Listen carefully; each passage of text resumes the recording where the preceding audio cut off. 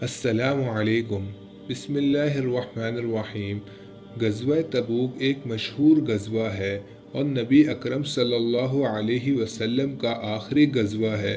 جب حضور صلی اللہ علیہ وسلم کو خبر ملی کہ روم کا بادشاہ مدینہ منورہ پر حملہ کرنے کا ارادہ کر رہا ہے تو آپ صلی اللہ علیہ وسلم اس کے مقابلے کے لیے مدینہ طیبہ سے روانہ ہو گئے، اور چونکہ زمانہ سخت گرمی کا تھا اور مقابلہ بھی سخت تھا تو اس لیے آپ نے صاف اعلان فرما دیا تھا کہ روم کے بادشاہ سے مقابلے کے لیے چلنا ہے، تیاریاں کر لی جائیں۔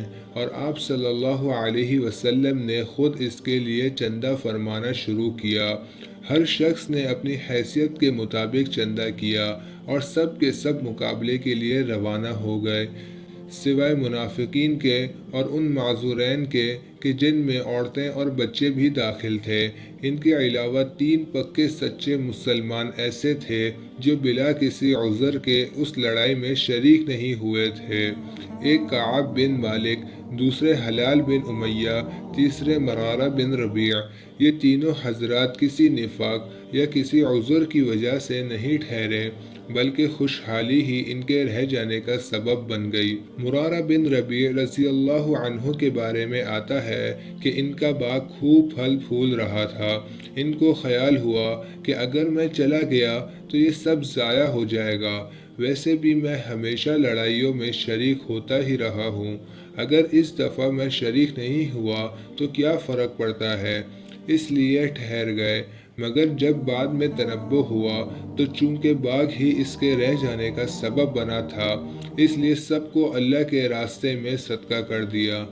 حلال بن امیہ رضی اللہ عنہ کے گھر والے اور عزیز رشتہ دار جو کہیں گئے ہوئے تھے، اتفاق سے اسی تبوک کے موقع پر سب جمع ہو گئے۔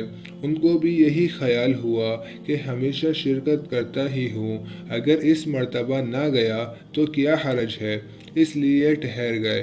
مگر بعد میں تنبہ ہونے پر سب سے تعلقات ختم کرنے کا ارادہ کیا کہ یہی تعلقات رہ جانے کا سبب بنے تھے۔ حضرت کعب رضی اللہ عنہ کا قصہ احادیث میں کثرت سے آتا ہے۔ وہ فرماتے ہیں کہ میں تبوک سے پہلے کسی لڑائی میں اتنا قوی اور مالدار نہیں ہوا جتنا کہ تبوک کے موقع پر ہوا۔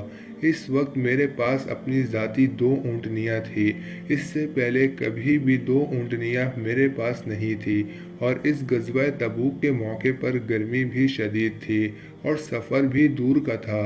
ان کے علاوہ دشمنوں کی بھی بہت بڑی جماعت تھی، اس لیے آپ صلی اللہ علیہ وسلم نے اس جنگ کے بارے میں صاف اعلان فرما دیا تھا تاکہ لوگ پہلے سے تیاری کر لیں۔ میں بھی صبح ہی سے سفر کی تیاری کا ارادہ کرتا، مگر شام ہو جاتی اور کسی قسم کی تیاری نہ ہوتی، لیکن میں اپنے دل میں یہ سوچتا رہا کہ مجھے وسعت حاصل ہے، جب ارادہ پختہ ہو جائے گا تو فوراً چلا جاؤں گا۔ حتیٰ کہ حضور صلی اللہ علیہ وسلم روانہ ہو گئے اور ان کے ساتھ ہی بقیہ مسلمان بھی روانہ ہو گئے، مگر میرا سامان سفر ابھی تک تیار نہ ہوا تھا۔ پھر بھی یہی خیال کرتا رہا کہ 1-2 روز میں تیار کر کے چلا جاؤں گا اور ان سے جا ملوں گا۔ اسی طرح میں آج کو کل پر ٹالتا رہا، حتیٰ کہ حضور صلی اللہ علیہ وسلم کے وہاں پہنچنے کا زمانہ قریب آ گیا۔ اس وقت میں نے کوشش بھی کی، مگر سامان نہ ہو سکا۔ اب جب میں مدینہ طیبہ میں ادھر ادھر دیکھتا ہوں تو مجھے صرف وہی لوگ نظر آتے جن کے اوپر نفاق کا بدنما داغ لگا ہوا ہوتا، یا وہ لوگ جو معذور تھے، جو اپنے کسی عذر کی وجہ سے شریک نہ ہو سکے تھے۔ حضور صلی اللہ علیہ وسلم نے بھی تبوک پہنچ کر دریافت فرمایا کہ کعب رضی اللہ عنہ دکھائی نہیں دے رہے، کیا بات ہے؟ تو ایک صاحب نے کہا، یا رسول اللہ، اس کو اپنے مال اور جمال کی اکڑ نے روکے رکھا۔ حضرت معاذ رضی اللہ عنہ نے فرمایا کہ غلط کہا، ہم جہاں تک جانتے ہیں کہ وہ ایک بھلے آدمی ہے۔ مگر حضور صلی اللہ علیہ وسلم نے بالکل سکوت فرمایا اور کچھ نہیں بولے، حتیٰ کہ چند روز میں نے آپ کی واپسی کی خبر سنی تو مجھے رنج اور غم سوار ہوا اور بڑی فکر ہونے لگی کہ آپ صلی اللہ علیہ وسلم کا سامنا کیسے کروں۔ دل میں جھوٹے جھوٹے عذر آتے تھے کہ اس وقت کسی فرضی عذر سے حضور صلی اللہ علیہ وسلم کے غصے سے جان بچا لوں، بعد میں پھر کسی وقت معافی کی درخواست کر لوں گا، اور اس بارے میں اپنے گھرانے کے ہر سمجھدار سے مشورہ کرتا رہا۔ مگر جب مجھے معلوم ہو گیا کہ حضور صلی اللہ علیہ وسلم تشریف لے ہی آئے تو میرے دل نے یہ فیصلہ کیا کہ بغیر سچ کے کوئی چیز نجات نہیں پا سکتی، لہذا میں نے سچ سچ بولنے کی ٹھان لی۔ حضور صلی اللہ علیہ وسلم کی عادت شریفہ یہ تھی کہ جب سفر سے واپس آتے تو پہلے مسجد میں تشریف لے جاتے اور 2 رکعت تحیۃ المسجد پڑھتے اور وہاں تھوڑی دیر تشریف رکھتے تاکہ لوگوں سے ملاقات فرمائے۔ چنانچہ حسب معمول حضور صلی اللہ علیہ وسلم مسجد میں تشریف لے گئے اور منافق لوگ آ کر آپ کے پاس جھوٹے جھوٹے عذر بیان کرتے رہے اور قسمیں کھاتے رہے۔ حضور اکرم صلی اللہ علیہ وسلم ان کے ظاہری حال کو قبول فرماتے رہے اور باطنی حال کو اللہ کے سپرد کرتے رہے کہ اتنے میں بھی حاضر ہوا اور سلام کیا۔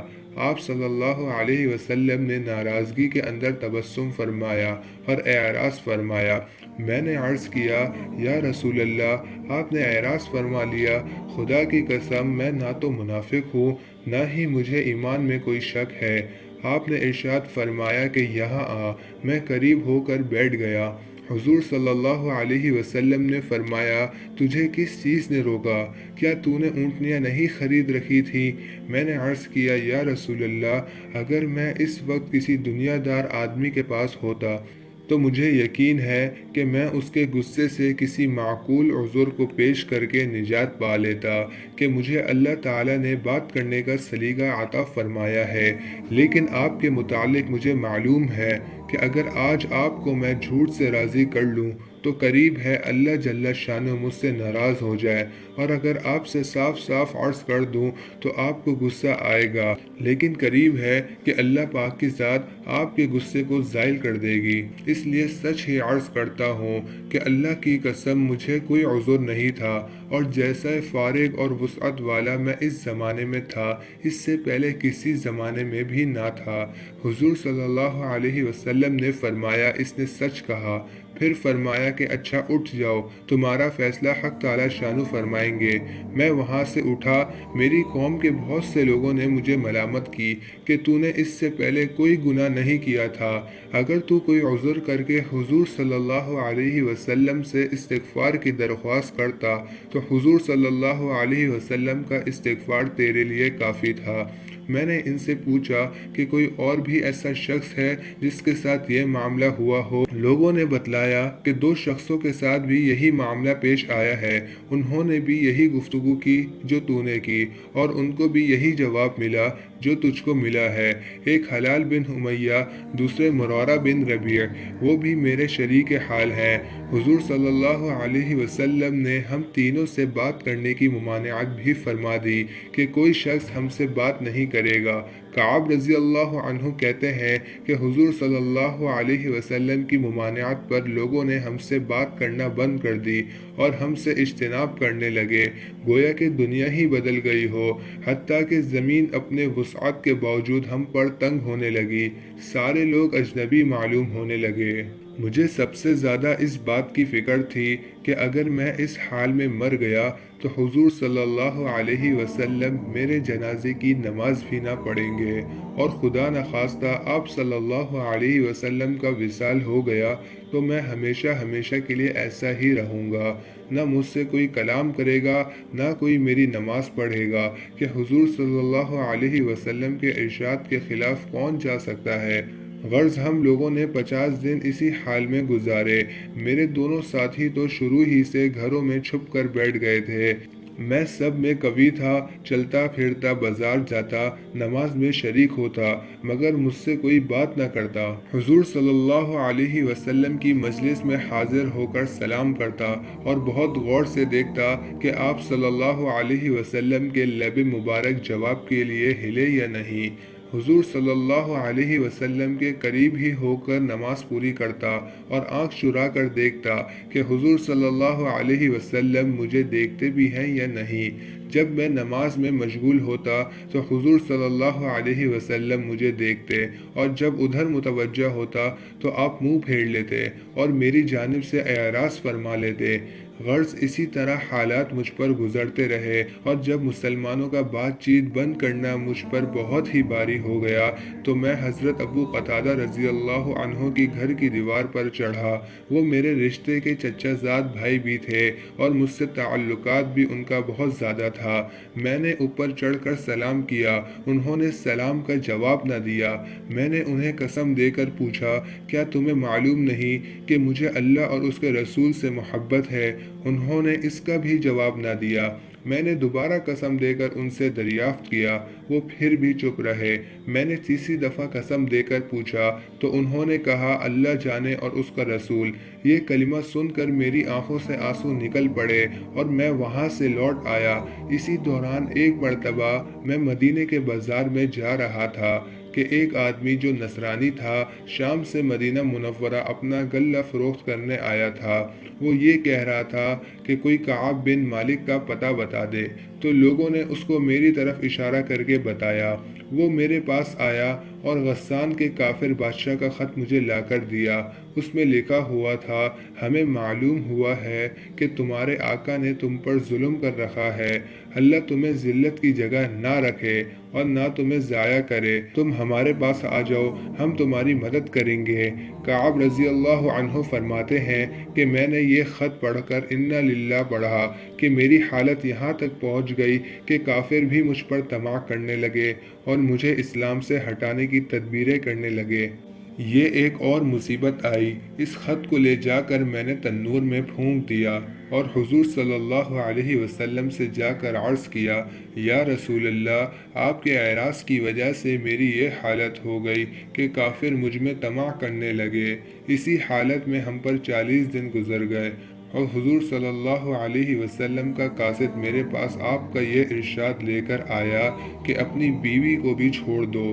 میں نے دریافت کیا، کیا منشا ہے؟ کیا اس کو طلاق دے دوں؟ کہا نہیں، بلکہ علیحدگی اختیار کر لو، اور میرے دونوں ساتھیوں کے پاس بھی یہی حکم پہنچا۔